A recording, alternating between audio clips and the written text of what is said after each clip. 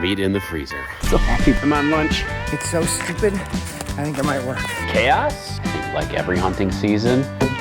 Seems like it's not going anywhere, but it also seems like it could go somewhere. He lost his paper bag, I swear. I will not. I'm actually pretty good direction. Go for it.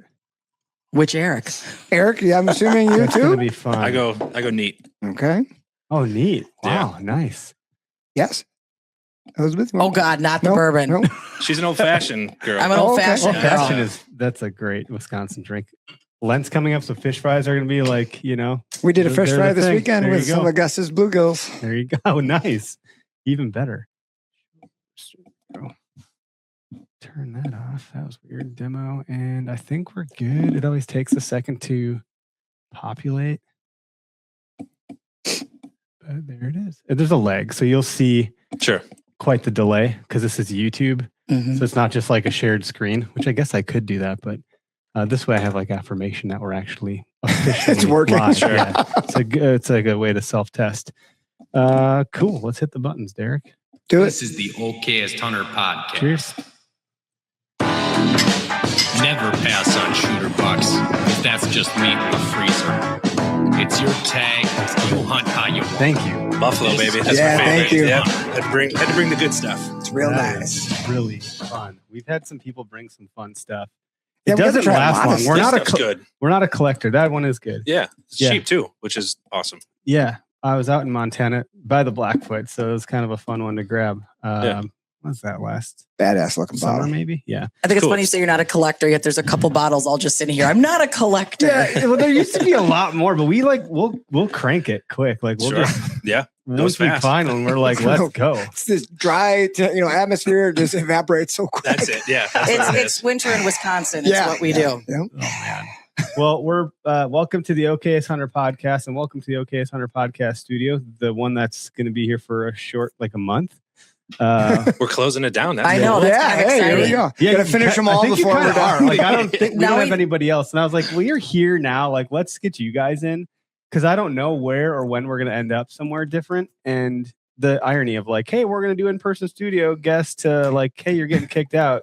That was a lot of whiplash. Sure. So, well, I don't know. It's very dynamic. It's a very dynamic, fluid situation. And I don't want to commit to something before I get like some more signed agreements to like, Smart. I don't know. But Like, isn't that hunting? Like, It- I might be hunting public land. I don't know where I'm going. That is- You don't know Conditions where may you're not gonna be good, sitting. So I got to Very sit in valid. this stand. So yeah. We're get pretty used to good at it. pivoting. Then you get when In you're the like, deer oh, woods. I guess I wasn't planning on paying for a taxidermy bill this year, but here we are.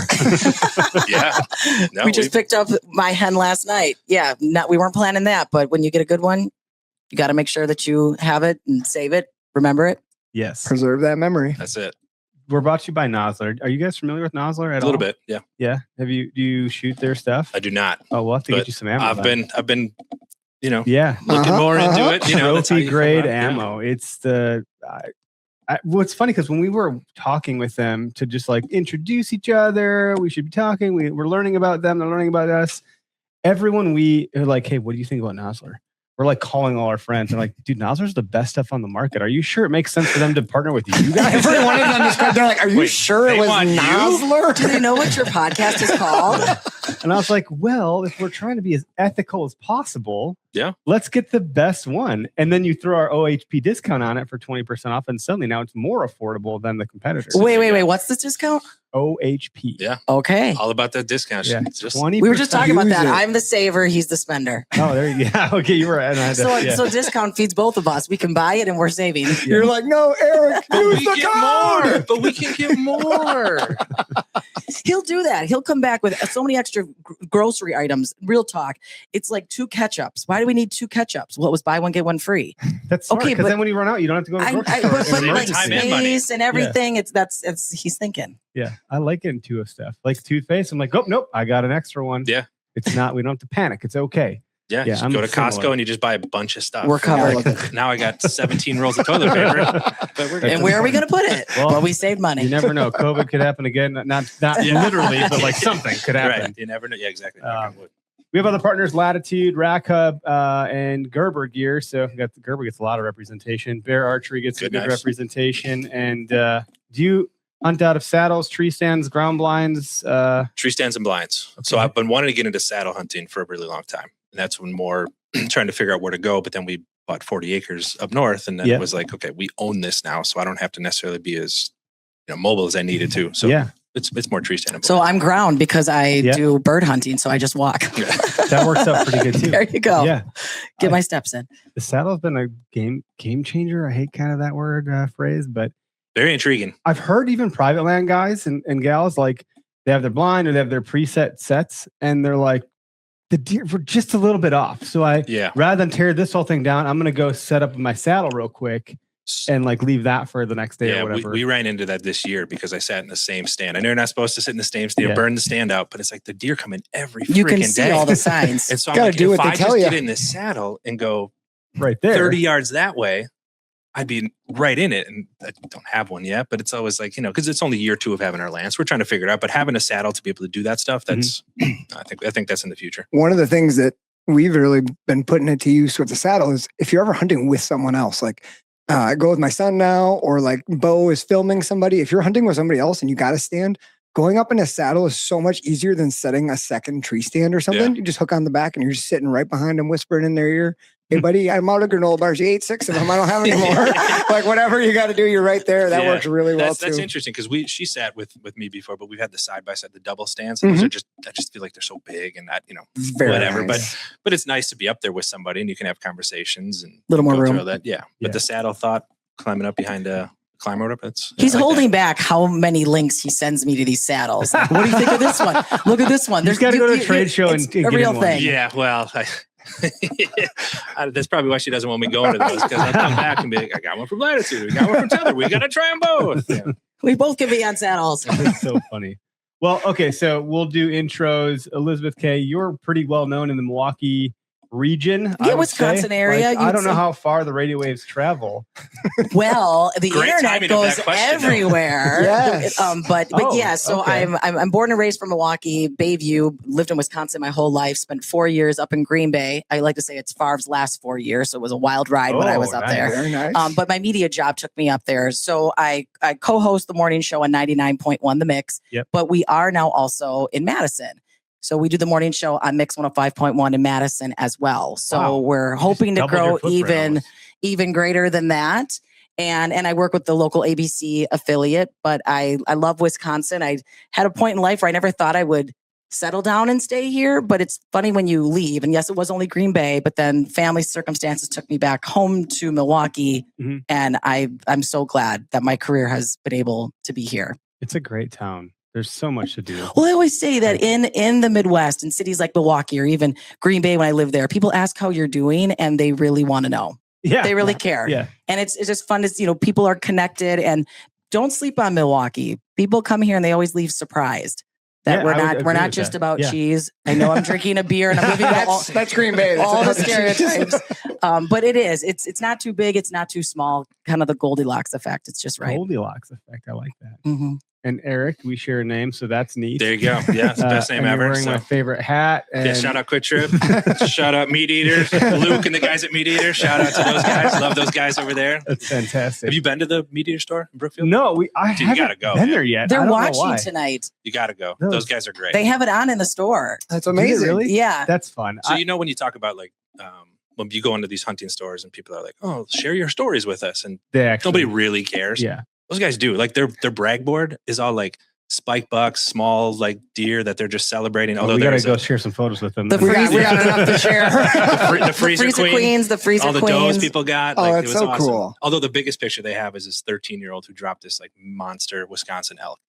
And I was like, that's amazing. Like that needs to be the biggest picture. Absolutely. Well, but the guys are great there because they take the time for your stories, and it's a fun time. And we'll get into all of this. Yes. Based on how we talked originally, Eric, about even having me on the podcast. But what I do for a living is essentially storytelling, and storytelling creates connections, and connections build relationships. And that's what I love to do for a living. And that's what I've learned that hunting is. And some of the experiences that I've had that made me think, maybe I could do this, but I don't want to jump ahead. No, we can. That's one to lay the groundwork for people, who are the people in the studio, Yeah. I grew up here in Oconomowoc, by the way, just to the background. Totally native. Like from born in Oconomowoc, was here till 4th or 5th grade, then moved to Watertown. But otherwise, just been here my whole life. And and most of your deer were here in Oconomowoc when you were younger. So we hunted I grew up.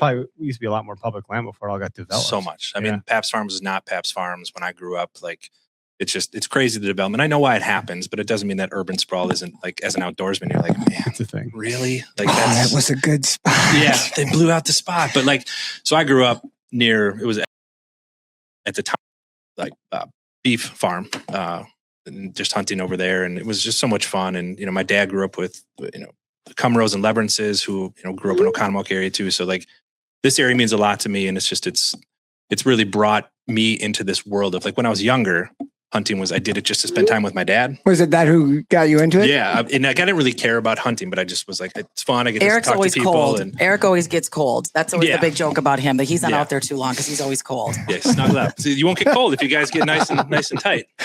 But anyway, so my growing up out there, that was about just making those connections. And as you get older, like, you grow up, and then I started to lose touch with hunting a little bit, just because life happens. You just you were a young dad, and trying to manage all that. At 22, you just priority shift.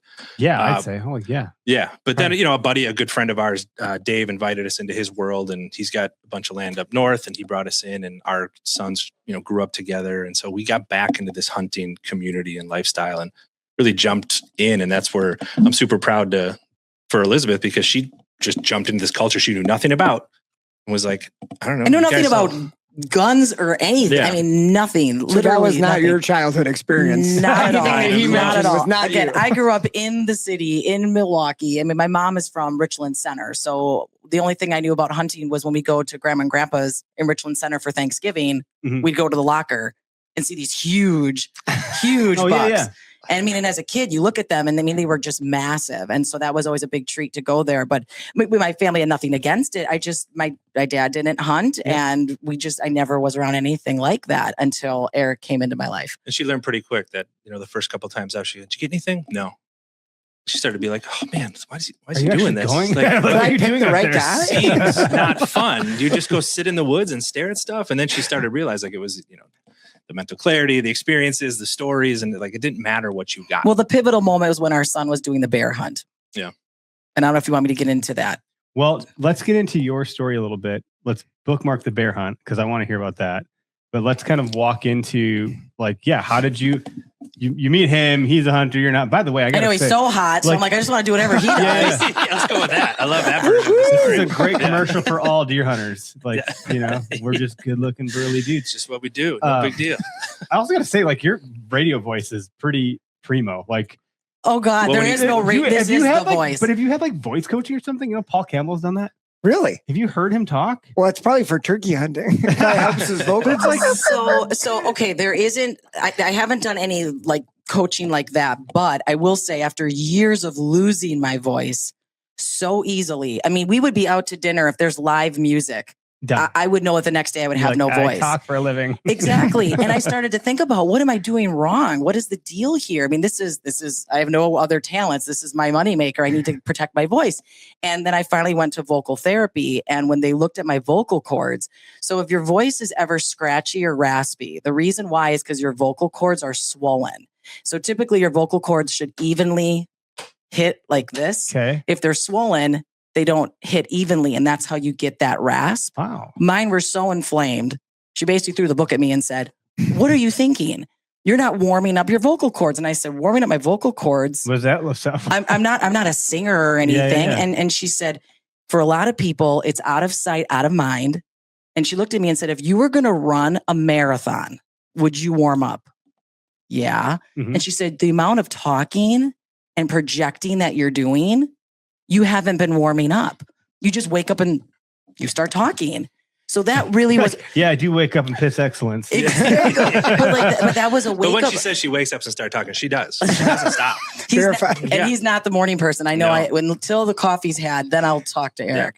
Yeah. but when she explained that to me, I went through a full year of vocal training in a sense of warming up my voice and making sure that I'm ready to project to the world, because when you use something that much, it's going to wear out after a while. And that was really eye-opening to me. But like I was kind of telling you beforehand, I do work with clients. I'm a communications coach. I've got a lot of side hustles. And I talk to them about how important it is to take care of your voice. Yeah. Because think about what happens when you get nervous. You start to take shorter breaths. So you're speaking from here and not your diaphragm, which can make your voice crack. And what does your audience think if your voice cracks? We got to get her a diaphragm call. I have a hunch that you'd be really good at. She does do it. I can't do this to save my life. She can do it. She nails it. It's hard to get past the gag on the warm-ups. Yeah, right. The gag effect could be a problem. I can't get past it. I can't.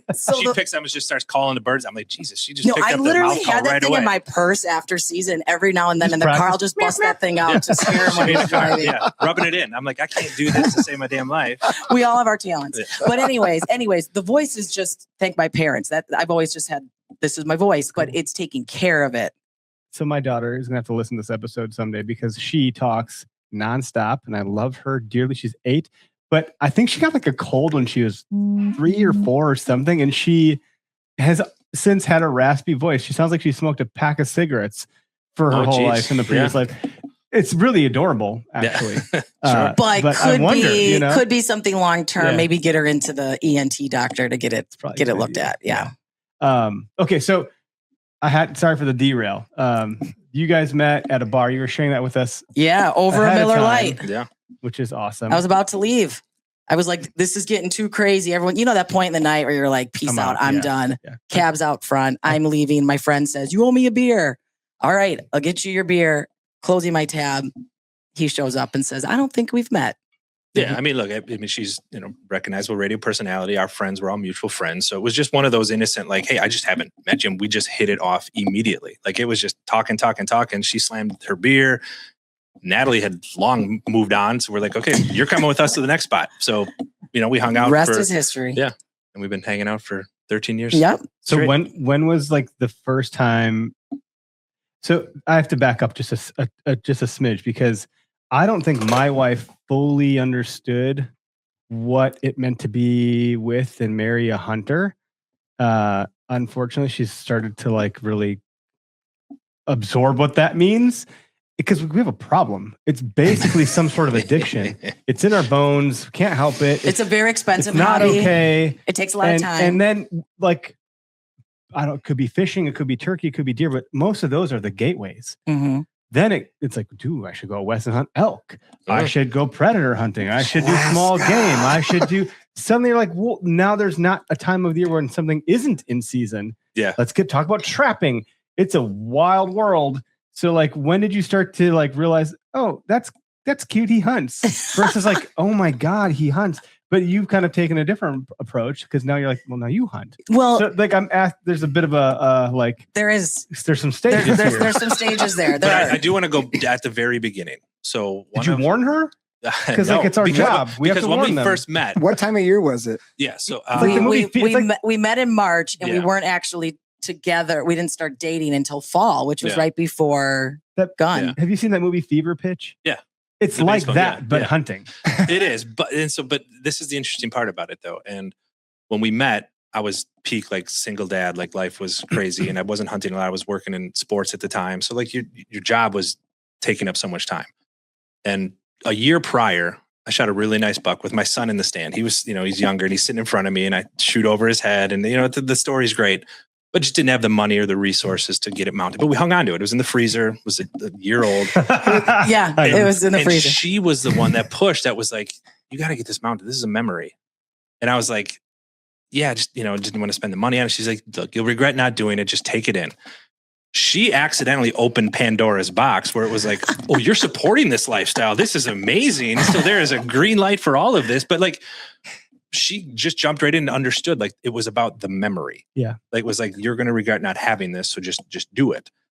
And that was, a couple years later, she still wasn't into hunting. She just allowed me to do that. But that's how it all started, like accidentally, like her supporting it. And it really did boil down to Brayson, who is our son, but he is technically my stepson. And the bond that the three of us have and hearing little B retell that story, because that was the first deer that he got with dad. And then when I learned this thing was still in the freezer and I was confused, like, why is it not being mounted? And like he said, he's like, well, Brace and I have moved from apartment to apartment. We haven't had a spot to really put it up. And, single dad, young dad. And then we were building our life together. And I thought this would be a really cool piece to have in our house because we were about to get a house. And that was going to be your first house since you were in apartments before that. And so it was more or less just getting the three of us to start building our life together is really kind of why I was pushing to get it mounted. It's a great little connection point for you, especially because you guys have that memory of the deer, and now you're the one who kind of brought that memory to life, and you have it to look like that's, like you already got it, like the connection part of it, and like the story is the important part. But I also think there's part of it too that my dad has had a ton of success hunting. He's got a Pope and Young buck. He's got some big bucks on the wall. We were just bird hunting with him a few weekends ago, and we were all over here thinking there's birds this way. Here's where the dogs are. My father-in-law's on the left side of the field. And all of a sudden, a rooster and a hen pop up. And your dad just pop. Like, that's my father-in-law. Yeah, so he's not okayest. So, like, right. That's Steve. He's good. So, like, he's had all. So, like, in my head, I'm like, it's not the biggest buck. It's a very nice buck. It is. But, like, I'm thinking, okay, this is what you mount. And that ties back to everything you guys are about, where it's like, it's your story. It's yours if you want. Yeah. And, like, so now that's the buck that, like, anybody that asks about it, they're now in for a 20-minute story. They're going to get Well, and that's what it's about. Above you, like that's not something most people would mount, but that was my first bow buck and on public land. So it's like there was zero question that I was getting. I was like, yeah, I'm getting it mounted. It's my first one. Like that's the start of the whole story. That's the start of like there's a story here. It's like there's battles and there's a war. That's just one of the battles of the war, man. Like that's just the first of many of the whole story. That's why we were drawn to your Instagram page. Like Brayson and Eric and I will send each other so many of your social media posts. That's what brought me to you all was social media. Yeah, when you get a lot of shares, it's likely we just shared it back and forth like 3 times in a row. Like, we all send it to each other because we've all had these moments, and then sitting in the stand and hearing the stories and things like that, and then bird hunting. We just can relate to it. And again, me learning this so late in the game with really experienced hunters, also really supportive hunters. I mean, my father-in-law is incredible and really patient, and your uncle also, and our friends. And the first time I was bird hunting, I remember, I did get the first bird, but then of course I missed after that. She was 1 for 1. She just dropped the gun at that point and walked out. But then, that was easy. But then it was like a 27-inch rooster tail. Holy God. I know. Bird. And we never thought to get that mounted. I know, right? Why did none of us thought that? But then after I missed and I said, sorry. And I remember his uncle Jeff said, what are you sorry for? And I said, well, I'm sorry I missed. And he's like, we all miss. Don't say sorry. Yeah. My dad likes to say the misses are the memories because we talk a bunch of crap to each other. And then my dad at one point missed. He goes, made another memory. Middle of the memory. That's got to go on a shirt, dude. Middle of the memory. That's funny. But painful sometimes. But to answer your question about him and hunting, he wasn't as into it perhaps as he is now. But what I will say is I know that he's the happiest when he's doing that. Yeah. And we both are wound real tight and we're really focused and locked in on our jobs that I could see that when it was hunting weekend, he was in such a good mood. He was always excited to see the guys, spend time with Brayson. I mean, in a split household, you only get him half the time. So it was special to have time with him. He loved it. And I could see, it's just, when you love your partner, you could see they're happy. That's love. Like you want to support that. Because like, it could go the other direction. It could be like, oh, you're happy when you're doing that and not with me. Like there's some households where that could be flipped. Yeah. And so good for you guys that you have it, I think, right. Oh, she's November she's the one that's pushed me. Go. You only have a few weeks. Like, it's okay. I understand. Like, she holds it down at home with the dog and all the responsibilities, and I'm up north. And like, without that type of support, like it becomes a headache and a battle. And you want to sit there and go, oh, do I ask to go hunting out this weekend? But that's also why I was so thankful she got into bird hunting, because in the fall, there's those weekends where it's like, yeah, I'm not chasing deer this weekend. But we both have our own things too. I think that's what's important. I mean, if we're talking about relationships, like everyone needs to make sure that they are still having their thing, because then you're happy, you're fulfilled, and then you come back a better partner and you're happy and fulfilled. It's good stuff. I think it's cool just that, like, coming from the outside perspective of not growing up with that, but seeing what it brought out in your partner and in your son, like seeing what it did to them. It just reminds me of like, when you got little kids and you're reading about what to do, like, how do you parent these little buggers, right? And like, I remember reading something that was like, it's important to read to your kids every night, even when they're so little that they will never understand. you're not showing them how to read, but you're showing them that reading is associated with love and with care. Oh, and so that I love that. books are now, they have a meaning to them other than just the words on the page. And it's a memory. And that's what you noticed, like, right? Like, it's not just hunting. It's not just this act, but like he turned into a different person. It's like a different thing for him. It's not the actual hunt. It's this thing that we're all chasing. And you got to see that. And probably like was light bulbs going off. That's why like he's so Well, there were a couple this. light bulb moments. I mean, so then when we bought the house, and we're moving things in. Naturally, my in-laws are like, Eric, you can take all your shit to your house now because you're not in an apartment. And all these guns are showing up to the house. And it's nothing about my dad. If you have a gun for sale, he'll buy it. Right. It's just like, Dad, you got a problem. Might need it.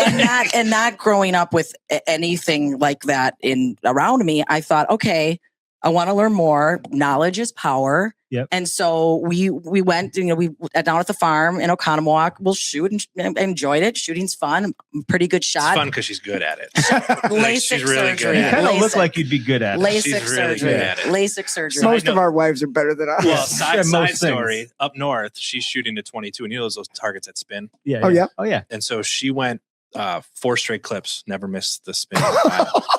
They're just hitting it over and over. And then at one point, we're going to put a can out. So you're getting cocky out there a little bit, like No, even I was like, I'm pretty sure I'm hitting it. So there, we put a can about, was it like 60 yards out? And it was on like on a rebar. It was metal rebar. She shoots, can didn't move. We're like, you missed. And she goes, I don't think I did. So we're like, okay, so we go out there and look.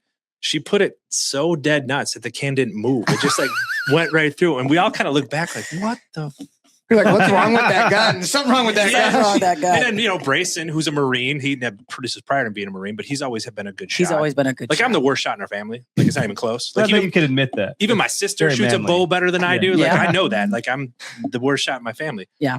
But like, it was impressive. I'm like, holy, like, this is pre-bird hunting. I'm like, you should probably be really good at this. But it's a lot of responsibility Bird to be hunting's a whole walking and different game. carrying. I can't do that at all. The spraying thing of like, leading the target. Sure. And I'm like, Well, and the dude, dogs and the dogs are jumping and all that. I Yeah. mean, it was a lot. And so when we moved into the house and Eric's guns are showing up to the house, I thought, all right, I want to learn more about this. I want to understand. And then I decided, well, let's just get our concealed carry and host the class at our house, because I had other girls that were coming over because they were interested in it. And I thought, again, knowledge is power. Let's just learn. My thought is, if something happens, I want to know what the heck to do. And so then I took the class, got my license, and then that was just the progression of, okay, maybe I'm feeling a little more comfortable. But I walked with bird hunting for a couple of years. Yeah. It took us getting our German Shorthaired Pointer dog where I felt, okay, this is our dog. Again, the memories. I thought, maybe I will try this out. And 3 years ago, took a shot and it worked. And here we are. But you talk again about the memories, but back up to the story about our son when he was getting his bear. Mm-hmm. So when Brayson was able to get a bear tag from my father-in-law. Yeah, you can donate it to an underage. My dad drew a tag and donated it to my son. And this was 2019. And there were all these meetings about this big bear hunt. We were going to go up north, kind of by the Apostle Islands, and Eric's aunt, uncle are there, and my in-laws, and they're planning out, all right, the meals and whatnot. And they're like training Brayson for this bear hunt. There were times where Brayson would be at your parents' house in Watertown and he'd get his heart rate up. He'd and have then to sprint down the end of the road, man. sprint back, and That's then awesome. shoot. Get his heart rate up. Good idea. Prepared to shoot Yeah. while he's breathing heavy. And so it's funny now because he's an incredible Marine and he's a rifleman, and maybe that's where it started, was Grandpa making him run. And I'm watching all of this, and we're planning the meals, and we're at the cabin now for the bear hunt, and we're playing games and we're telling stories, and I'm learning what your uncle's favorite songs are, and I bond with people over music, and we had an incredible time, and Brayson got a bear, and it was really a special moment. So the part of the story though is they asked me if I wanted to be in the ground blind with him. And I said, no. I said, I don't know that I want to see it all go down. I had never seen that before. And I just said, I don't think I'm comfortable with that.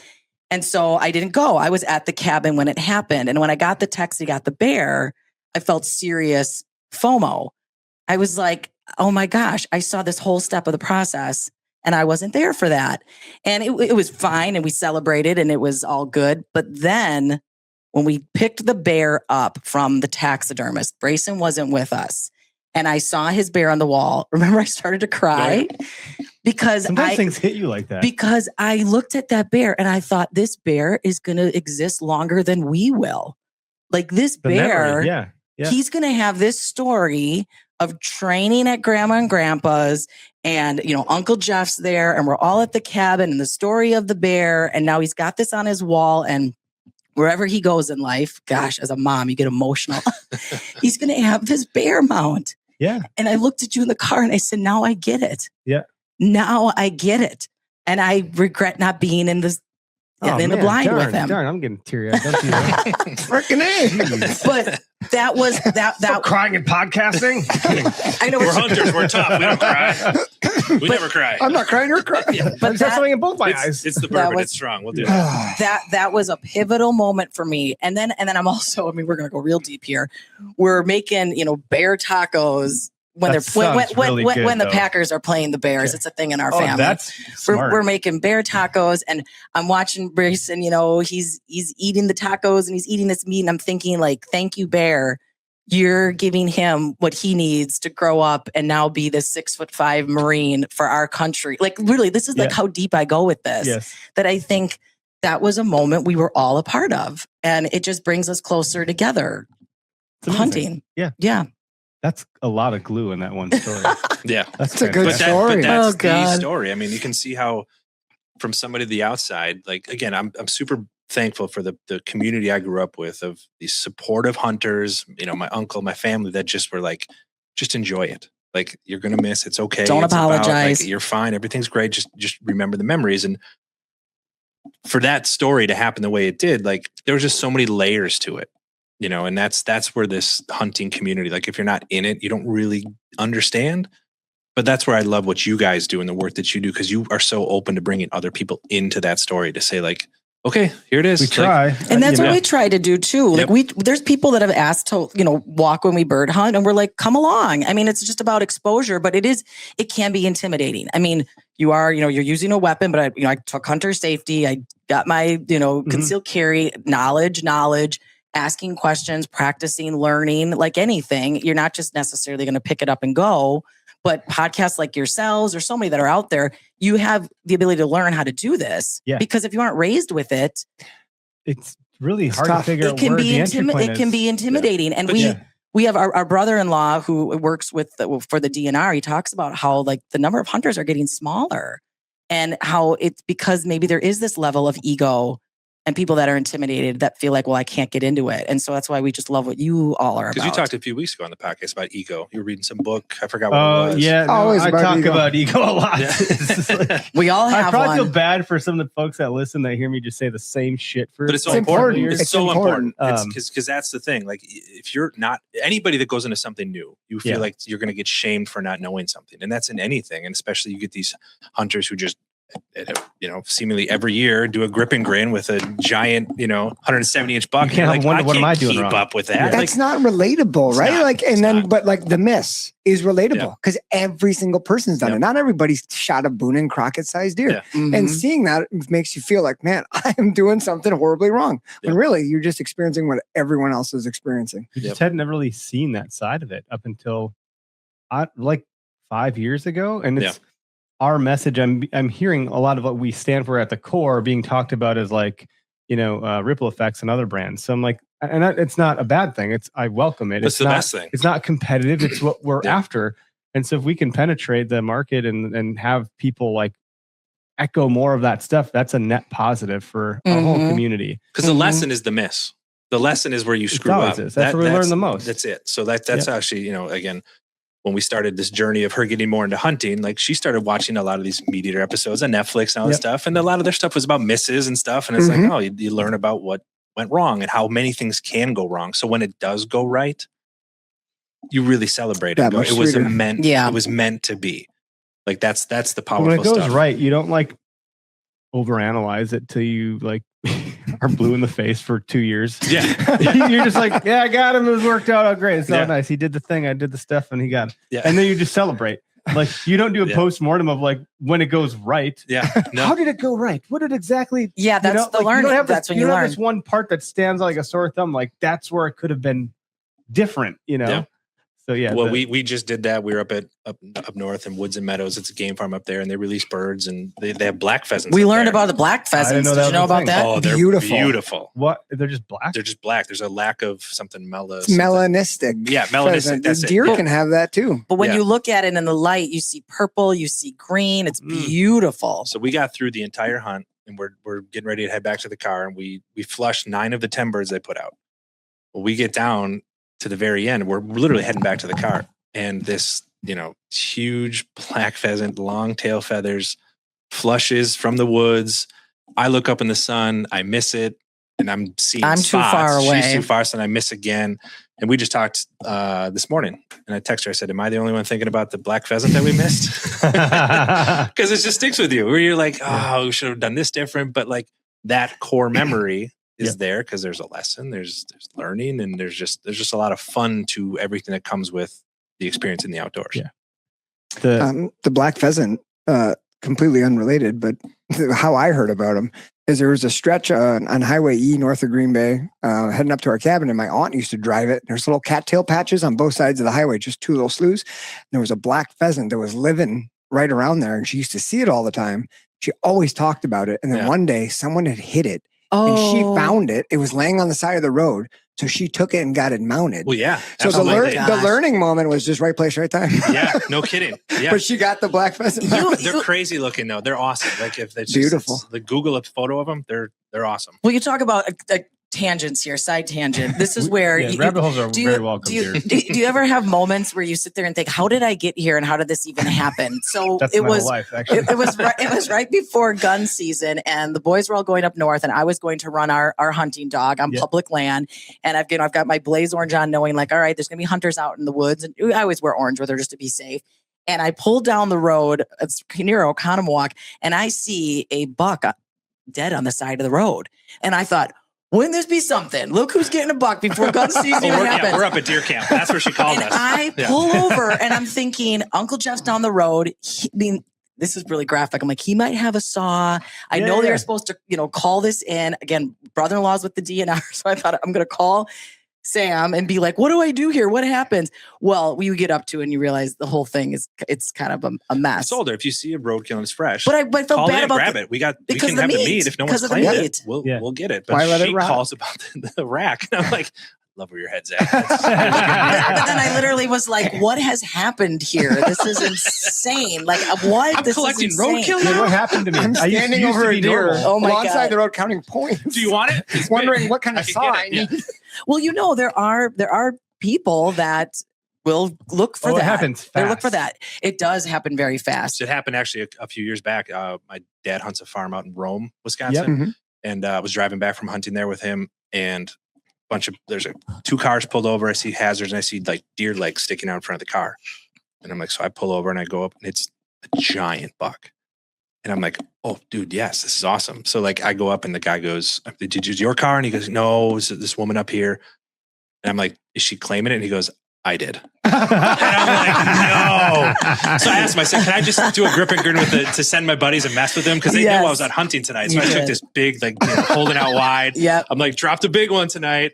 And they everybody celebrating. I'm like, dude, that was roadkill. I don't even have The it. guy was like, yeah, you're the 5th one I so know, far, yeah. buddy. Yeah. That's a better prank than mine. I usually cut my finger and I send a picture of blood. And We they're got like, blood. you did it. You've done that twice to me. That's a good one. I like that. I'm going to steal that one. I'm not doing it. I'm not cutting myself on purpose. It just happens. You It just just happens. I got to make something out of this. I'm just No, sitting next time here I cut myself, bleeding. because you do in the tree stand. I you're had like, to drip on the grass like crazy. It was just freaking bleeding out. And I was like, Put it on a leaf, just pooling up. yes. We got blood, boys. I've got a question for you on your journey. So you said you took the hunter safety, obviously. Mhm. Were you walking with him pheasant hunting and doing all that before you took hunter safety, Yes. or did you do it Yeah. after? Yeah, no, before I was walking with him before. Just I wasn't carrying, but I was just walking and just observing, watching the dogs work. But it was when we had gotten the hunting dog where I was thinking, all right, maybe I'm going to actually come back do and tell this. her about these labs and how they're working the field. And she goes, "Oh, it might be kind of fun." I'm like, "You can come whenever you want, just to come out. It's fun. It's pretty. Like it's 8 a.m. You're walking through cattails and I'm stuff. a big It's a lot of rule fun. follower. I'm real responsible. And I That's thought, good. okay, I want to, because again, it intimidated me a whole hell of a lot to Mhm. be having a gun with Yeah. family members I love dearly. And I just wanted to make sure I was knowledge is power, that I knew exactly what to do and how to do it until I get mad at the gun, realizing the gun, sure, it's the gun. It was my fault. It's always the gun. No, well, I think that's a great way to do it, though, because just going walking with folks who are bird hunting, and then there's a lot going on. For a new hunter, that's a hard way to do it. You got dogs to worry bird about. hunting's intense, You got people to worry about. I can only shoot this direction, not this direction. So I think having that forethought of like, you've already done hunter safety, you've already learned about guns and gun safety and where to point the muzzle, then going into the field, thinking about that before you even have it, like that's probably the most opportune way to teach somebody how to be safe. Yeah. Mhm. Whereas walking is going to help, absolutely. But if you don't have that forethought of like, damn, I got to make sure I'm not aiming this way or that way. I think what you did was, obviously you said like you're a rule follower, but that's about the smartest way I think you can prepare yourself Well, one of the to make sure you're safe. The first few times she went out, there was times where she didn't shoot, and I didn't know why. So when I'd ask her, I said, "Why didn't you shoot?" And that was like, "I'm just want to know what you saw." And she always had a legit reason. She goes, "I don't know, the dog was really close," or "I don't know." Our GSP can jump a But 6 foot high fence. She always had a legit reason. I was like, "That's awesome." Like, If you're I doing the ever right don't thing. feel, it doesn't feel right. And that's what we were saying. We took our nephew Matt with us first time bird hunting just over Christmas break. Yeah. And he was walking next to me, and that's what I told him. I said, look, because he was nervous about the dogs. Yeah. Like you said, there's a lot of moving parts. Mhm. I mean, Matt's done, deer hunting, everything like that. And I said, if you ever are in doubt, just don't do it. And I said, and this group is fine. They're going to be fine. And they were really supportive. Again, you talk about some people that are maybe a little more intense and competitive. That's not us. That's not When the you grew group up we're with deer with. hunting, Matt, there was one point he didn't shoot, and I just walk up to him, and he just goes, "Dude, this is crazy." Because, deer hunting, you're in a stand, and There were all these comes to- birds popping and there's just shit And dogs. from everywhere. Like, But then at the end of it, he's like, I love it. It's great. I'm like, I know. And I think that's what I like about it. I mean, being little more sitting action. still for Yeah. me is not always I'm not good at that. That's why, like when I work out, I say it's meditation through movement because I'm turning everything off, but I am still doing something. Just sitting still, I struggle with that, but I like the walking. My mind spins like a Rolodex, hooked up to a trolling motor. Like deer hunting is one of the few times I can I can sit. This is nice. And that's good yes, that's why, like I said, back to encouraging him, like, go out, sit in the woods for a little bit. but I like what Tyler said. I think it was the last episode you guys did Yeah. when he talked about that first hunt of the season. Yeah. And it's like you drop your kids off at school, and that's your first hit. Like, you kind of almost don't want to see a deer because you're like, this is why I'm doing this. That's right. Like, I just need a second. Like, we all want to. Big shooter break from buck the comes real out. world. Yeah, Yeah, you're like, just- well, I'm going to shoot it, but like Equally also want to like, happen, but you don't want it to be over that. yeah, fast. like he's like, so now I'm done already. Like that Yeah. that moment of being able to just go in that first sit of the season is always like, okay, This is good. yes, Yeah. everything calms down. Except if your first of the season is like early season and it's green and there's mosquitoes. Mosquitoes, and and ticks you're everywhere. like, why do I do Then this? you're This is the worst. What am I doing out here every time? Sweating. No, Ticks, ticks. yeah. What do I always next say? year. I always say ticks are dicks. Yeah, they're the worst. I found one Yeah. on me the other day, so watch out, little tiny Already? bugger. right now. Just now you did. You know, it got warm out the other day. I went Yeah. for a walk on my lunch break, and it was literally just grass, like Yeah. tall grass. And I got back in my car, and I was driving, and all of a sudden one crawled off my sleeve, and I was like, "You dirty dog, Oh, yeah, they're you the go worst. Oh my away!" God. with that hunting dog Frickin' going through all the February. thick stuff, Oh, and they she are. comes in the car, and like, you'll be driving, you're like, there goes one. I mean, we check her as well as we can, but her marking is Yeah. called ticking. So you have to That's really, really hard. really Yeah. look. Oh, yeah. Yes. That's a good consideration for getting a dog. yeah. It's and it tough. looks like it on those GSPs. Yeah. Yeah. We did morel mushroom hunting a couple years ago with the kids, and before we had 3 kids, I think we went with 2. And our dog, we have 2 dogs now.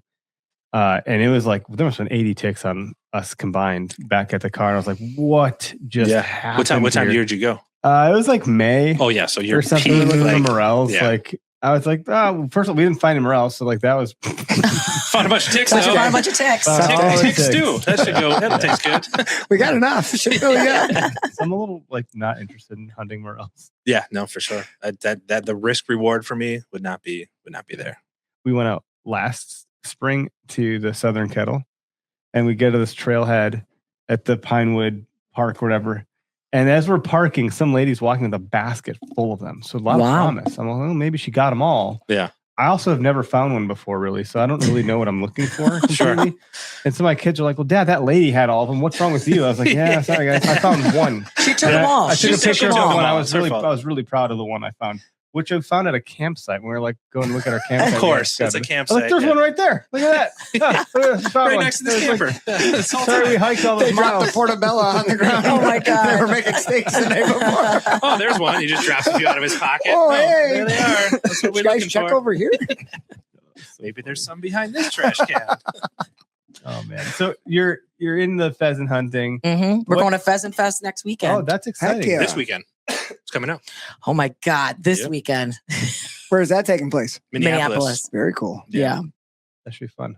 Oh, No, the it will be capstone? fun. Yep. Thought I left it off. Testing, Well, and you're just I've- getting your poor muscles down. And Yes, I did that. It's good and form. I've thought about, okay, do I want to, now that we've got a place up north, do I want to get into deer hunting? And it's in the back of my mind. I think about it. My biggest fear though is I don't want to injure a deer with a bad shot and then I live with that. Because even when they tell It me can about happen. when that And it can will happen. It I does know, happen, and yeah. I feel like I'm a really sensitive person. I feel like I would Yeah. really wear that because even when we're bird hunting and But you anytime should, though, you should wear it, and I don't mean like No, as no, a but it's penance, true. but it's like But when I tell it's a her. big deal. It's it a is a huge big deal. deal. That's And how you even have when the I respect, you when know? when I did shoot that first bird and I picked it up anytime I pick up the bird and I'm gonna put the bird in my vest, I always say thank you, bird. I always do. Good job. And then I remember later that day after the first bird, you asked me, how are you feeling? And I said, it's kind of surreal. Never thought I'd be in a position like that.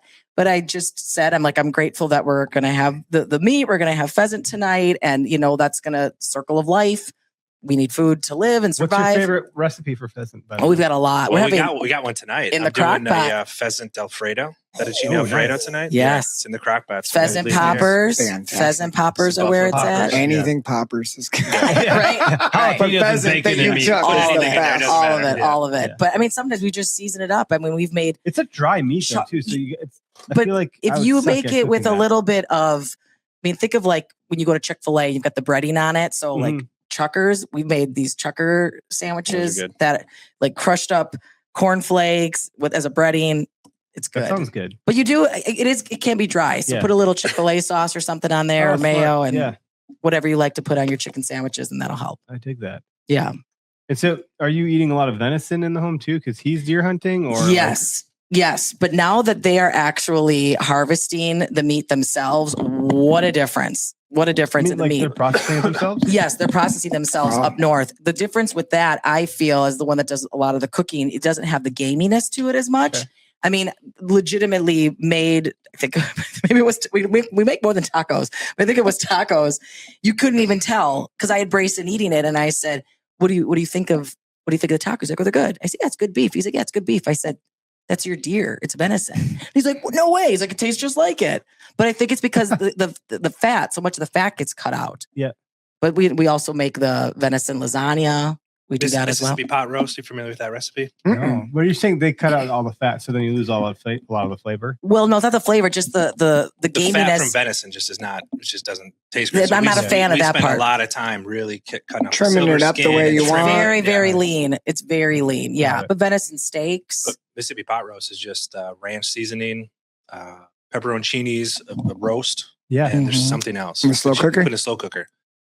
Like we make it, and that night it's like Mhm. gone. Like it's not like a leftover Yeah. thing. Like we just rip through it. Venison sticks. I got Those some. hot sticks, yeah, I those are got good. some. Our venison dog frying knows when the in the hot freezer sticks right are even just being like Same. taken out Same. of the You refrigerator. get a Ziploc bag and just Her come right in. nose, she could be 2 blocks down and she'll come back and know that there's, and you always give her some. Yeah, You kind of have to. You're like, all right, you can have the wild game. I cooked her up a half of the breast that we got The this last pheasant, time we were yeah. out. Yeah. She earned that. So like Heck put yeah. it in her That's food. smart. So here's a little for you. Yeah. She earned that. Good for you. She's number one. She comes first. Make no mistake. I think you should keep the deer on the back burner there. I think you should. I think about it. I really do. Potentially try it. I think about it. I sit with the guys and I love it. We've got new traditions now up north. I bought this little bell at Target and it had the year on it, and it's the year that we got our place. And I'm like, Eric, this is the buck bell. If somebody gets a buck, they got to Do you ring have a the buck bell. I feel like that's They got to something ring someone the would have. bell. We've got like got this placard that says like Mr. Big Bucks on it. It's got this big buck standing there with a doe. And our tradition, well, we got a couple, but my mom and I have all the goofy ones. My mom started hunting when I was 14, which I'll tell you about. 'cause Amazing. she never did it before. But we go out Friday night before the opener, Yeah. and we go put that out on the deck. There's a special spot we put it. And then in the morning before we leave to go to our spots, we walk around the tour and we touch all the mounts and say like a little thank That's you, awesome. send some up my way. And we Oh. go around and we touch them all. Yeah. My dad just goes, you guys are stupid. That's done. And my mom was like, you're not going to get one. He's like, okay, maybe I should. Maybe I should. just in case. It's not crazy if it works. So we made an award because we created this. We did a doe weekend where it's like we're gonna go up north. We're shooting does only. Like let's just doing our Mhm. part to control the population, and we'll get some does. Well, so what happens the first year we did this? Dave, who we talked about earlier, who again, awesome friend, who shared his land with us and like done a lot of awesome stuff for us. Brayson got some of his first deer off His that first land. years off Dave's land. So he shoots a doe, and he's like, "Yeah, so." Rachel is a Randy. He's got little bumps in his head. Rachel is a Randy. So we're like, okay, cool, got it. And then the next year, doe weekend, was finally a doe, but again, a smaller one. Yeah. So we're like, okay, well then my dad shot the first deer off our property, little bumps in his head. And then our nephew, Matt, we talked about also a little bump. I'm like, guys, what the hell? So we created this award called the Doe, like Homer Simpson Doe Award. And so we have the Euro mount of the little nubbin I like that. with like the names of these bucks that are like not supposed to be bucks. It's like, we're shooting. It's with- great. with Yeah, a yeah. doe. So we're celebrating the fact that like, look, meat's meat.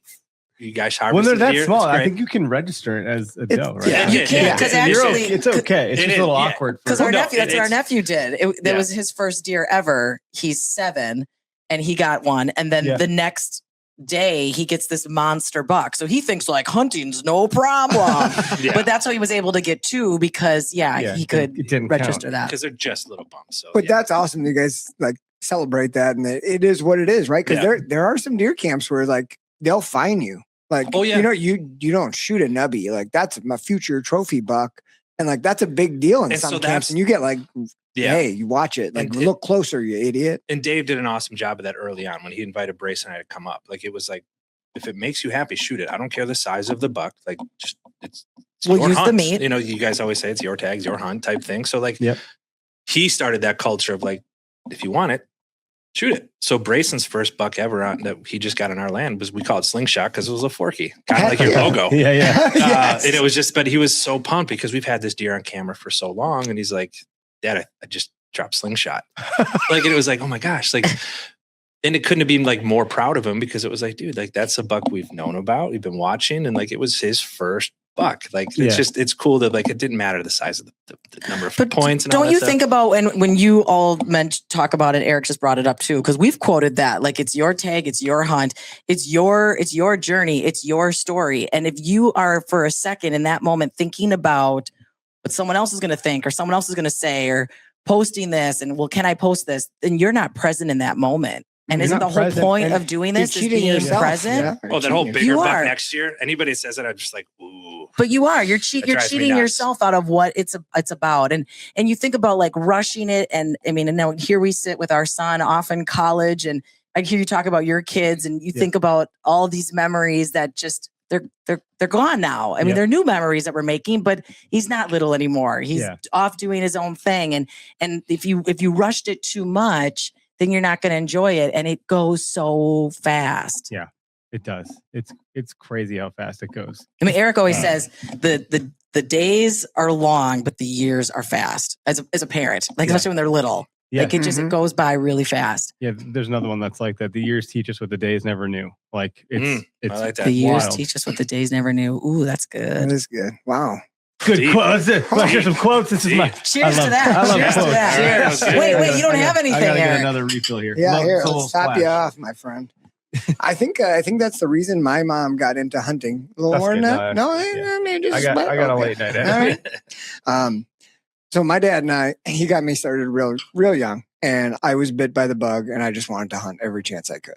So Dad and I would go up north. I'm an only child.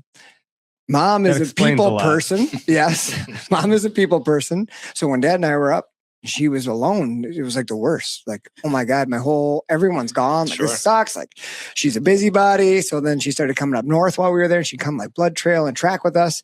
And then I think it was my second year of gun hunting. I said, Mom, you just want to come sit with me? Aw. Like, would you want to just come sit? Oh my gosh. Oh, yeah. So like Dad went to his spot. I brought Mom and I got a doe. And she was like, that was really cool. Like, holy cow, that was awesome. I think I'm going to go next year. So we talked her into it. She did hunter safety with all the 12-year-old kids, you know, and there's mom, in her 50s. And she's always been a great shot. So that wasn't an issue. And then I was sitting with her the next year and she got a doe. And when she shot that doe, she made a perfect shot. It dropped. And I'll never forget, and she'll tell this story too. She'll say it just like this. She turned and looked at me and she did not know how to feel. She didn't know whether to be excited or like sad. Like it was a new thing. Yeah. And she looked at me and I was like, Mom, you did it. She's like, you were so excited that I just like felt excited then. Aww. And it was a great. Like when a kid falls, they look at you, should be hurt. It could have went the other right. Like you're okay. Wait for the reaction. You're okay. You're tough. Yeah. Good thing you're tough. I love that. I love that about your mom because it is. I mean, really, I think Brayson was the biggest reason. No offense, the biggest reason to spend time with the boys.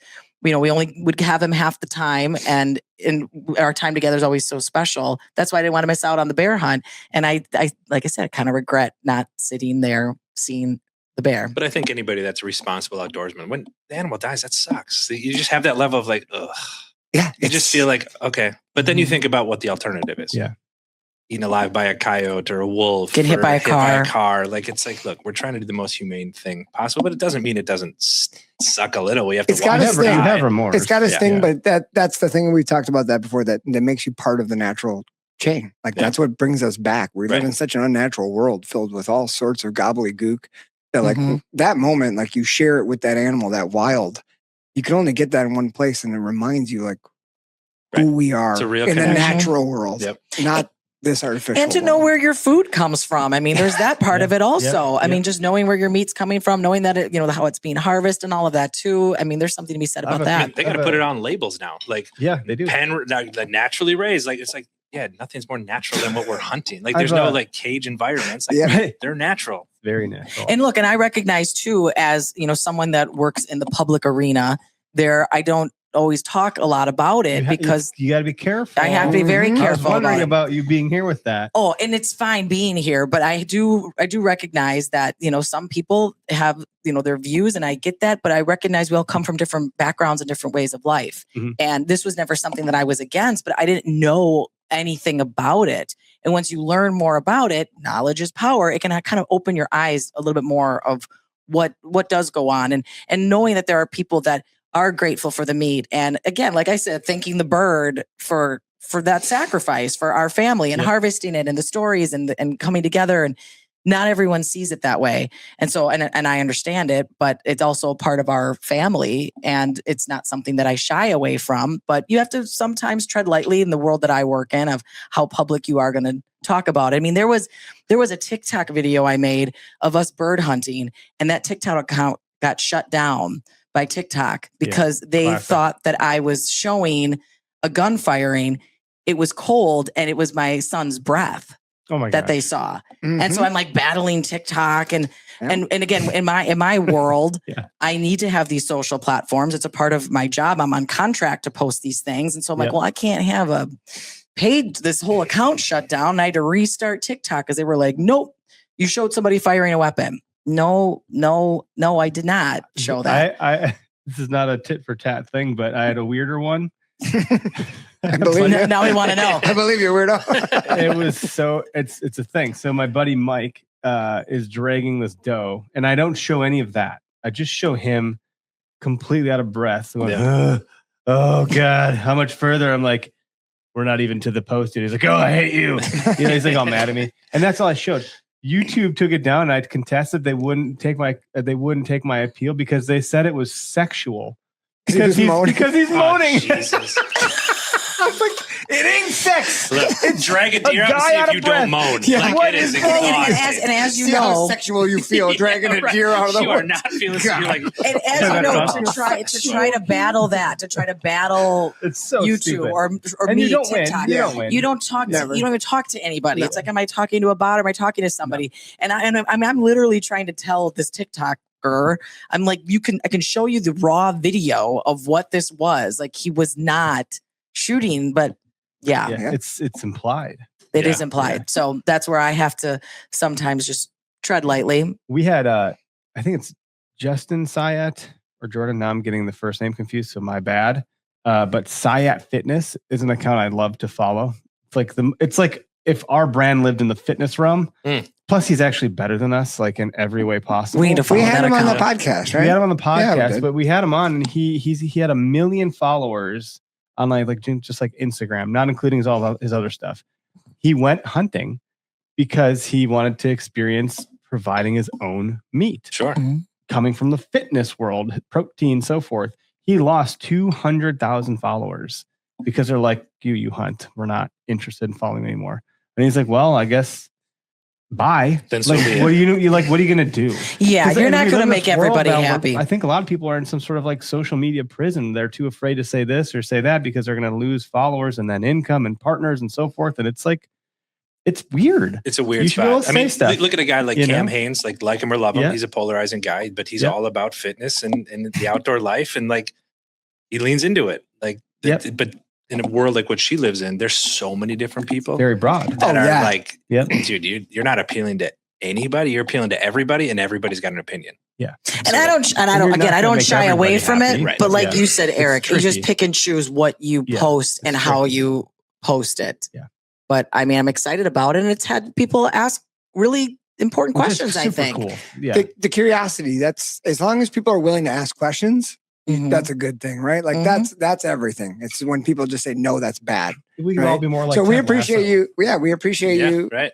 being here. And Oh, well, taking I appreciate the I mean, it's a opportunity. risk, you know? I mean, it was. We talked about it on the show this morning, and I said I don't really get nervous in this arena because I've been doing this for so We're long. pretty But, approachable. but by there the were way. but there were definitely Bars low. nerves. There were definitely a little bit of nerves that I think just thinking, well, what if they ask me exactly what gun I have, and what about this, and what about that? But Oh, then we I don't thought know anything about guns. you're the Okayest podcast, and you live up to the brand. And I thought, just this is who I am. She came across your post on the couch and literally goes, should I talk to him? I'm like, you have one of the greatest stories that it's all what they're about. It's a like, great you story. should be telling your Yeah. shit. Because what she's amazing at, she donated her kidney for my mom. So she Aw. Oh my became gosh. like a kidney ambassador. She leaned into You the donated kidney. a kidney? That's incredible. So when people This say beer, this one kidney doesn't like this beer, but I'm making a joke. But, It's Oh, yeah. but when Okay, like- she's in, okay, she okay. leans into that Yeah. community. So like the National Kidney Foundation of Wisconsin, she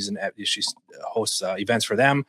She had BRCA2, like she had double mastectomy for breast cancer awareness. She leans into that. well, breast cancer hit our family terribly. So I did the preventative surgeries when I found out that I carry the gene. Oh, That means wow. my risks are really high. Yeah.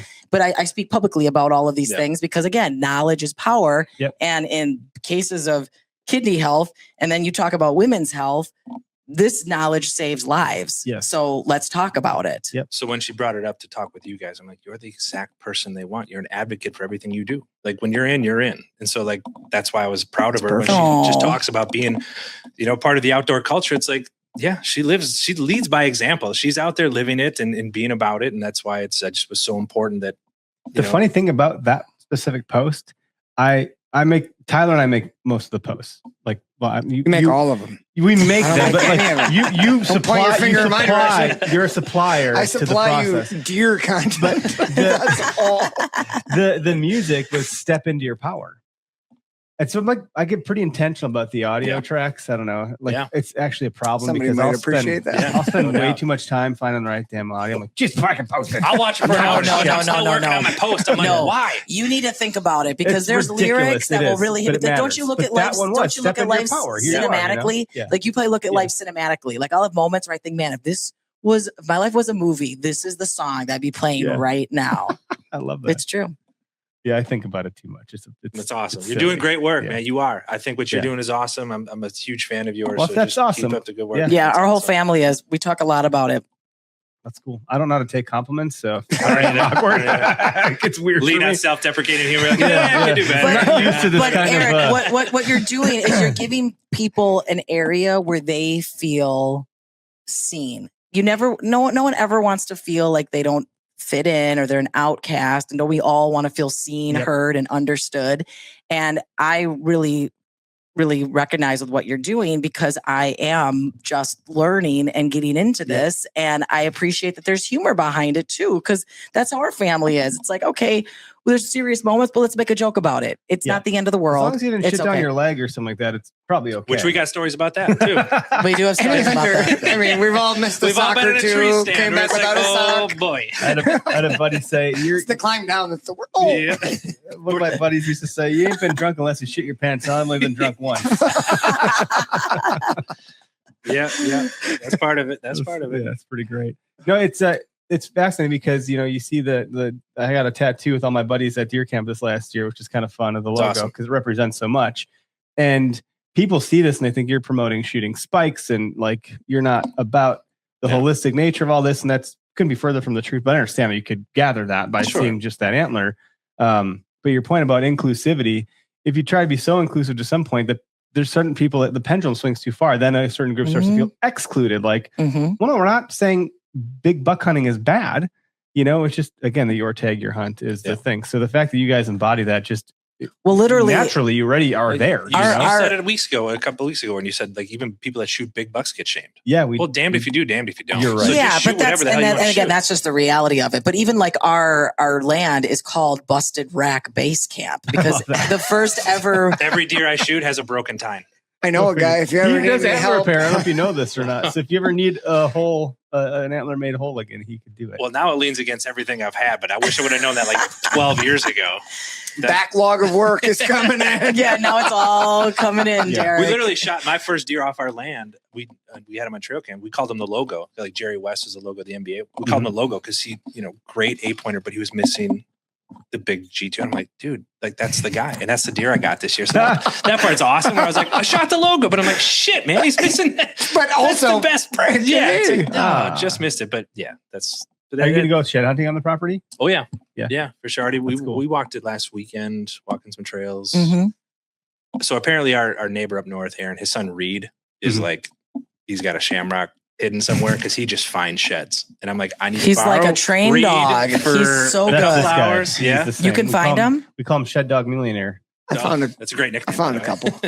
couple. What's your trick? I mean, you just walk. He a really lot. does find so many sheds. It's stupid. No, I really do think that, man, so much of it is like, obviously I'm an art teacher. So visually, like that's how I operate is visual everything. So like picking stuff out, you get really good at it when you have a trained eye for it. It's the same with training anything. Like you were talking about, you want to be good at something, you got to do all the research. Dude, when I was a kid, I found this website called minnesotabucks.com. And this guy posted all these amazing sheds, just pictures of them right where he saw them from. And some of them were hard to see. And I remember being like 13 and I would look through just hundreds of pictures. wow. And like, I was like, I just got to get good at finding them. Became And I would obsessed. do this. I would like do I want that. to see like a montage of like real serious, I just I was picture those like Hollywood scenes, like scrolling the computer, like Yes. looking through. I and see like, the woods next like one, the next one. Matrix, zeros and ones. Yes. And then it's like, Oh, boom. There's an antler. Yeah. It's definitely it's an art. It's an art to be able to find it because Reed can just sniff them out and find them so Yeah, Aaron easily. sent me a text. He goes, he just found these today. He just stepped on one. It's like, did you just? And find we've some? never seen a one. No, so Derek does a shed hunting thing at our Foam Fest event, which is at Horicon Marsh Archers. So in summer, it's it's August 15th this year. So I guess I'm announcing the date apparently. Hey, Yeah. I didn't even know. The day after your birthday, we'll be there we there. go. Let me put that in the So calendar. it's a 3D archery shoot and it's like super family centric. We have kids come and like there's, my wife brings a bunch of kids stuff and I think you bring coloring books, but then Derek brings a pile of sheds and it's like an Easter egg hunt. He goes and hides them, which I'm like really nervous for because in every Easter egg hunt, you always miss one There's egg. that you're always- like, I don't there's know where always it is. people I don't left There's know. at behind. least Yeah. 5 out there at work on Marsh Bowman. I don't remember where I put them. We haven't found any extras yet. Why don't you put them on X maps? You just put I a pin do, for you? I do, but they're so close together that eventually it just That's becomes gross. like just a cluster. Yeah. But so then kids go. And so I had my kids out shed hunting. We kind of were, but like, I don't think, who knows if we were in it or not. And I don't know. Like the kids go to this thing and they're standing on a shed. They don't even know. And we're like, we know they're there Right. and they can't find them. So my kids were like, we've been practicing with Mr. Melkor. Like, I was like, but actually you have been for a couple of years. You guys should find sheds better than me. You've been trained better. Maybe just go back to your morel mushroom strategy and just leave some plants. Like, maybe this is the shed. My favorite part about the shed hunt, I mean, no, the smiles are the favorite part because the kids do like it. And I bring moose antlers and they like, Moose what antler will kid break your doesn't brain. want to find? That's an kid, easy adult. one. You see moose, and I'm like, "What's up with that moose?" Well, that's the funnest part is I go hide these out, and then all the parents are like, watching the kids, but all the they're like, What's your 16 feet that way. what's your trick though? What's your trick? Like, what are you looking for? man, I don't Because know. I want to learn how to find sheds. This is hard to explain, but I think over the years, I mean, I've been diehard deer person since I was 12 years old. It's a long time of doing It's this. worse than an addiction. You get really good at putting yourself where bucks like to be, because bucks don't always like to be where all the deer like to be. So if you walk all the biggest trails, you got a chance, but that's not where most of the bucks are going to be walking, especially the big ones. If you walk fields, you got a good chance of finding like concentrated food sources, but a lot of times you got to like hit little pockets of sunshine around like evergreens, hemlocks, cedars, get on the southern edge where it's getting melted out. Bucks will always Good want to advice. lay That's there. good Bucks advice. will always want to lay there. If there's any pockets of grass, yellow grass, any kind of grass, go hit those pockets of grass. Bucks love being around the grass in the wintertime. And it's kind of off the beaten trail. And you just get good at like, when you're walking, just going, I bet you a buck would go this way. What's And the like, coolest rack that you found? And did you hang on to it, or do you always give them away? I love moose shed hunting. So me and some buddies have done that. And I found the second moose shed I ever found was this crazy 18-pound fresh Jeez. brown with a drop tine that the guy I went with has No been moose shed kidding. hunting for like 30 What? years. And he's like, what the? He's like, that's the most beautiful This thing guay. I've ever seen. And then he found the match to it like a So week we need later. Derek You and did find Reed the to just match? walk Yeah. out You of the guys, woods. you guys have a That's it. friendship. Yeah, right you're now. best friends. It's a best friend necklace. Yeah, that's what our necklaces look Wear that different. around your neck. They're heavier. That's why I'm hunched and short. You kept it. You kept it though, right? You kept that one. Sadly, I kept mine, and he's got his. You are best friends forever. He just found. It's insane. I'll show you guys pictures later. He just found two bull moose that he's had on camera for the last couple of years. He found them locked together, dead, Oh, wow. like 2 weeks ago. No, I can't believe a moose would get locked So together. he contacted like With the the paddles. conservation or Yeah. whatever, and because it was like obvious that this was a natural Sure. thing, you know what I mean? He's gonna get to keep them. That's Wow. amazing. So That's it's cool. it's really Is he going to cool. mount them? That's or keep the insane. He's paddles? making a rotating pedestal mount that will spin so you can see them. That's It's awesome. badass. They're big.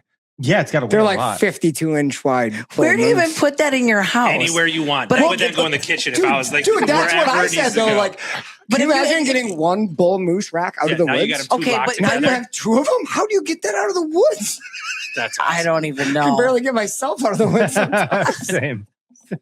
That's awesome. That'd be cool. To see. That's Yeah. wild. Yeah. Well, I appreciate it because we also want to get better at it too, just walking the property Yeah. and trying to find where the spots are. It was actually So- kind of funny. Last time we were walking our property, all of a sudden we were walking to a part that we don't really go to because it's really thick.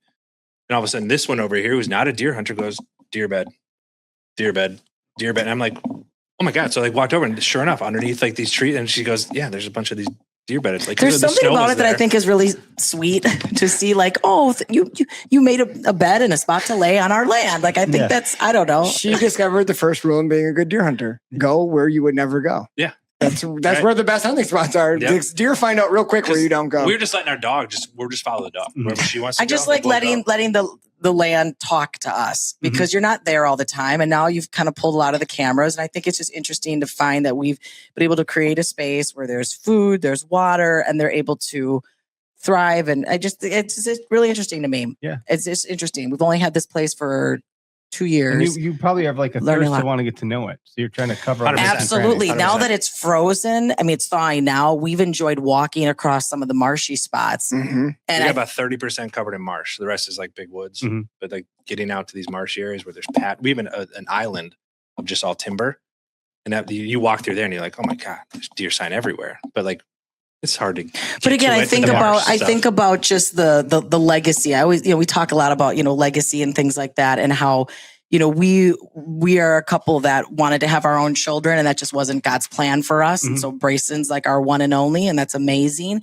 But I think about like what the legacy is, and I think about how, yes, I wasn't able to, have a child with him, but we were able to provide this land now to our future grandkids and this place up north for our son to have. Because family's everything to me. It is. And so I like knowing this whole space inside and out, because I think about these trees are going to outlive us, and there's going to be stories for our future family members on this land. And that's been the most exciting part about it, being able to even have the opportunity to afford to have a place and do this. It's about bringing all the family members together. Yeah. Again, it's the stories. Like Doug Duran with the Meteor Group. He says it's not ours, it's just our turn. Yes. I love that. Doug's a friend. Yeah. Yep. I mean, he's great. Yep. So that's just one of those, like, it sticks in your head where it's like, I'm doing this now. We're planting these trees. We're planting these wildflowers. So like our grandkids' kids will get the benefit of it. That's the cool hope. part. And That's the hope. that's so cool. That's like the physical aspect of it, the legacy you leave on. But like when you told the bear story before, all I could think about was like, even though you weren't there in the blind, like that story that he's going to tell that you're going to be a part of is going to become a part of so many other people's. Like that's going to be spread to so many people that, and like that holistic part of it, like the story part, that tradition part, like you're going to be in that. And he's going to be told to so many different people that like there's that side of it too. It and is even though exciting. you weren't in the blind, like you're going to be in that. Yeah, you're and going to be in the memory. and He's going to talk about it. Well, I probably would have talked if I was in the blind. Maybe he didn't get one. No, real missed quick. out on the bear, Real for quick. sure. There was a story. There's a fun story about kids say and act funny and say the funniest things. I was driving Brayson home from school, and that was one of my favorite times with him because we share stories and stuff. And then I said, "B, do you think I could ever sit in the stand?" He's like, he calls me Biff. So my family nickname is Biff. Because my little sisters couldn't say Elizabeth. They called me Wizabiff. So I was Biff. Much more of a Hunter nickname, by the way. Hunter Biff. It's my wife, Biff. That's Biff Stan. Biff Stan. So Brayson. She's a deadeye with the rifle. Don't fuck with her. Brayson's about 8 years old. He's like, Biff, you could never be in the stand because you talk too much. I said, I can be quiet in the stand. He said, okay. So when we are driving home, I'm going to pretend that we're in a deer stand. I'm going to see how long you can be quiet. And I'm like, game on, kid. So I'm driving and he's next to me making like owl sounds. He's like, the wind. Oh my God. And then I'm trying to not laugh. But if we get to the house, he's like, okay, I think you could be in the stand. You were actually quiet on that ride home. I'm like, this kid. Like, no, it's on the Kalahari, sir, the lazy river. Oh, story. we were at water park at Country Springs Hotel, the water park. And we were on the lazy river together, and they have like paintings on the wall. And there was a painting of a buck, and Brayson's like really young. And I said, oh, B, look, there's a buck. He turns around and he says, Biff, I'm a hunter. You can't just say buck and not expect me to look. I was like, bro, we're in an indoor water park. That's my guy. And now he Just like always got the rifle at the ready. you know what though? But now he hunts bad guys with the Marines. So I love that. credit to him. Yeah, well, that's great, and we appreciate his service. And Thank good you. job raising a good boy. And He's That's all he's special. ever wanted to be was a Marine. We're lucky to chasing have his him. dream. What's his MOS? He's 0311. Oh, Jesus. So Yeah. he's a freaking infantry. He's a Is he rifleman. active or is he a Fox company? Reserve, yeah, Fox Company. Okay. But Fox he's Company doing- Reserves. He's, Yeah. he's doing the Fantastic. officer. Oh, he's doing route. officer. Yeah. Yeah. Right, good for him. Yeah. Yeah, he wants to be an infantry. But he went officer. through boot camp, did everything because He he's did like, I that need to earn hardcore it shit, first. so he'd be a chief Yes. warrant officer. Yes. All right, So good for he him. went through the path because he's like, I'm going to earn it. I'm not going to show Yeah. up and say I didn't go through it. He Yeah. went through all of it. He'll get more respect that way. He was a that's for series sure. honor guide. He's every step of the way. He's been like excelling at this. He makes Marine it look stuff. easy. Yeah. But that's all he's ever wanted to be. So when you get a chance to chase your dream, like, of course he's going to put everything he has into Yeah. it. And he has. We're That's super our proud of biggest him. thing with what we learned from being a parent is not getting in their way. Like recognizing what they love and want to do. Yeah. I say it's like bumper bowling. Like sometimes we're the bumpers, Yeah. it's like, okay, we got to still like stay on the path and do homework and get, grades. Don't and go in the gutter. Yeah, right. But it's just like trying to offer that support of what it is that he wants to do. That's how I hope to be a parent myself. Hard to know. Nature and nurture. Oh, yeah. It's the hardest Very thing you never do interesting. is be a parent. And that, but Yeah. you've already instilled in if you just live this motto by being a parent, Yep. they're going to turn out great. Mhm. It very much it's like I said, shit rolls downhill. Yep. So Yep. yeah, it's one of those things. It's no, thanks for being here, guys. This is pretty awesome. Thank guys are you. great. Yeah, thank Good you. stories, and honestly, if you ever wherever we end up, not in this building, like you're welcome back, just not here. So I Maybe mean if that I in the get best into way deer possible. hunting, maybe if it happens. But when you get it. oh, Derek, I like where you're. Look, you guys have me thinking about it a little differently, and we've talked about it even last season. We'll see. We'll Yeah. see what happens. I'll do what feels right. But thank no you. pressure, no pressure. And you have your own social, so like Mhm. that's not tied super tightly to your day job. What is your social media? Because I think you tagged us when you're on your way Yeah. here. So my social, it's at. There's a lot of Elizabeths in the world, so it's at Ms. Elizabeth K. So MS Elizabeth KAY is Got it. what I am on Instagram. Yeah. Are you looking for followers? No. You want No. some? Look, I'm at eHammy at Instagram, but I get a bunch of like her followers because they like love They're what she creeping on does. you? Yeah, so they're like, oh, Who's what's she he up married to? to? Yeah, Yeah. judging me because like, They he's so love hot, Eric. and there's this schlub. They love Eric. They love Eric. Yeah. He's great. But Well, no, I thanks for the- appreciate the plug. No, and the Buffalo Trace. I appreciate that. Yeah, thank you. That's my favorite. And when you guys pouring bourbon, I was like, all right, well, we'll bring a bottle. So That was very kind. We didn't. For sure. We went down a couple rabbit holes. We didn't drink any. oh, the rabbit hole, another good one. Yeah. And for this shit is dangerous. The last time people were here that drank this, we had 2 people puking in our studio. So Well, hey, you're not going to be here long, so who cares? Yeah, just Yeah. let her Puke rip. it up. my buddy sat in that kayak out there. I was like, "Are you okay?" He's like, "No." No, And he ran outside. I was like, "What the This fuck?" river is rough. And then Streams are rough this time of year. It's like, no, that's you, dude. the other buddy's on his way to deer camp. He wasn't driving, like he was a passenger, but he puked over the side of a rental pickup. We're 40 years old. I'm like, you guys, what the fuck are you doing? That episode is live and Redline. This stuff is 116 proof. Oh, yeah, that'll get you. That'll get But you. you don't taste it. Yeah, You might want to taste like a Oh. small sip. It's delicious. It's like some of the best bourbon I've ever Just a had. She'll text you later when I'm puking. She'll be like, oh, Yeah, I wouldn't take He a lot. doesn't need to work tomorrow. We're gonna get a text that says Eric's riding the kayak. Eric's on the kayak. Oh my gosh. Oh, that'll be the new drunk text in our family thread. Oh, Eric's on the kayak. He's on the kayak again. Who's I told him. kayaking tonight? Oh my gosh. It does not taste like 116 proof. No, that's the problem. That's what No, I happened. feel like so I'm convinced that it all tastes the same. Everything he tells me, I'm like, it all tastes that like one has a fire. little bit of cinnamon taste to Yeah. it, like some nutmeg or Yeah, something. it's good. It's really tasty. It's a very Christmassy. Yeah, look at Still her face. She's tastes like, like nope. bourbon. Yeah, my wife drinks. She does this thing. Just I'm like, what are you hissing at me for? So she loves bourbon old fashioned sweets. Like, Yeah. that's her thing. Yeah, Like, sorry, just- it's not brandy, it's bourbon. Just straight. Bourbon old fashioned is the way to go. Yeah, That's the way to go. absolutely. Hands Yeah. down. Hands Yeah. down. I But I literally will said say- that to him. I said, should we bring stuff for old fashions? And he's like, no, We're not you'll just mixing have a beer. drinks. Yeah. But I will say, if you want a good bloody, add scotch to it. You won't taste the scotch. It just makes it smoky. We just did on our show a whole bit where we had a brandy Bloody Mary. Oh, those are fun. It's sweeter. It Not is. It bad. tasted like putting Never a had little one. bit of brown sugar. I've done in the bloodies Bloody with every Marys. booze you can think I've of. 'cause never it's done Your it. wife does that amazing Bloody Oh Mary yeah, bar. well, you I should still see the need to- Bloody Mary bar we had. My I'll God. find a Invite us. photo. We'll be over. I was all for it. It is. I guarantee you've seen nothing like it before. Right? So like, she's got all the accoutrements and all the special it's, things for it's it. way over the top. It's. I'll show you after the show, so I don't burn up airtime on trying to find something on my phone like a jackass. But I'll find We it just here did that real the other quick. day with the turkey that you got. You know, you tell people these stories, you're like, the moment's Let me gone. find Sorry, the I thing. can't find the picture. Yeah. No, we did that whole thing where I sat near the cab of the truck and then the turkey was in the front, so it looked like I just shot a dinosaur. I'll It show looks you guys afterwards. prehistoric. It looks like you look at it, prehistoric. like Dave and I spent 30 minutes doing this photo shoot for this small Jake. But when you see it, you're like, oh my God. Okay. Is that a record? Is that a That's record? awesome. Yeah, sure. Absolutely. State It's a- record. It's the whole fish thing. You know, State you hold record. it. Yeah. Oh, Oh my gosh. She So does she, this. she loves to entertain. Yeah, Eric, it's a thing. I'm my God. available. Eric, I'm available for you if you need it. But all my friends have me pose with their deer because they look like 300-pound deer with me. Okay, so for those Here's of you me that are posting. Now here's Derek. Look how big the deer I is. They feel grew like- 20 inches. So I feel like we need to explain to people what I'm witnessing in this video. There is a giant tray of pickles. There's shrimp. There's every kind of booze you could ever imagine. Everything is labeled. Here's a whole tray of mushrooms. Oh, the mushrooms you guys didn't find when you were camping. Not Morels. And then she has like those party pitchers or those little, you can just put like those Gatorade jugs, but they're prettier. They're Oh, glass. yes. Different types Yeah. of bloody mixes. Oh, yeah. Yes. Sure. With meats. This is insane. And there's a mimosa Okay, so bar she's too. not Oh, the, they- she's mimosa Yeah, not, then you bar. go over here to mimosa. she's not the okayest bartender. No, is what I'm she's- gathering. Top She's tier. far better than my hat. She's And way that's why better. you love her. That's pro That's quality. why you love her. There's something wrong with her for like being with me and for being that good at stuff.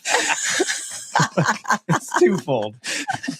That was impressive. I've never seen that before. That's something you get professionally at a What restaurant. does she do this for? The turkey trot that her Okay. family puts on. So Okay. it's it's out of my in-laws' home, and my father-in-law started this just like 17 years ago, I think it was now. I do the logo. You do the one here? Yeah. They do it at their home in Oconomowoc on Thackeray Trail. So it's a Thackeray Trail turkey trot. And it was just him and a couple neighbors to just go for a run. They call it the strut before the glut. And then now it's just all the families have grown. People have had kids. Like it's Eric, it's a whole thing. There is a meme. And we donate money to charity as a result. So it's lovely. A whole thing to children's place, I think it is, in Waukesha. Yeah. That's awesome. There's a meme that goes around before Thanksgiving that says, if you're just dating someone, you're either a turkey trot before Thanksgiving or sit and watch football. But we just choose wisely. Live with your partner. You can come to the turkey trot and just drink the bloody. I want to do the turkey trot. You don't have to run it. That's the beauty. You just go there and start getting drunk. Have like a war. Maybe I'm in for the turkey trot. I'll say I'm in for the turkey trot. Then I'm not gonna be kayaking the turkey trot. I pull the hamstring. I'll just kayak the turkey trot. Eric and I will be kayaking. Everyone's like, Eric, you running this year? I was like, I haven't ran this thing in 5 years, man. I'm drinking the bloody. Big supporter though. Here's my t-shirts for the 5 straight years. Oh, that's so awesome. Yeah. Well, love it. Thanks again for coming. Thank you so much. Thanks for answering my message and having us on. I never thought you'd even look at it, so I appreciate the time. I got a whole spreadsheet, so you're on it, and I can check the box. And hopefully, people watch it and think, okay, maybe I could get into that. You're saying I got a chance. That's the hope. Yeah, that's it. If you ever listened to the first episode I ever did before this was called Okayest Hunter, it used to be something different. It used to be like, this is the podcast for everyday hunters too. So like I wasn't ever intending to just talk to the most famous humans that do this stuff. It was always like, I want to talk to, Joe down the street who, if he's comfortable, can share some stories too. Sure. I think there's value in that for everybody. Well, thanks for giving us. You guys are actually pretty famous, so like. Oh God, no. We're just excited to be here, and like I said, if it can inspire somebody else, that's why I sent the idea to you. Yeah. Appreciate it. Thank you guys. Thank you. Yeah. All right. Well, everybody, thanks for tuning in. We'll be, I think, doing this and just give us some grace around April 1st, because I'm not sure what's going to be happening. We also have a trade show. So if you want to come see us in person and you're in the area in general, we'll be at the Kalahari.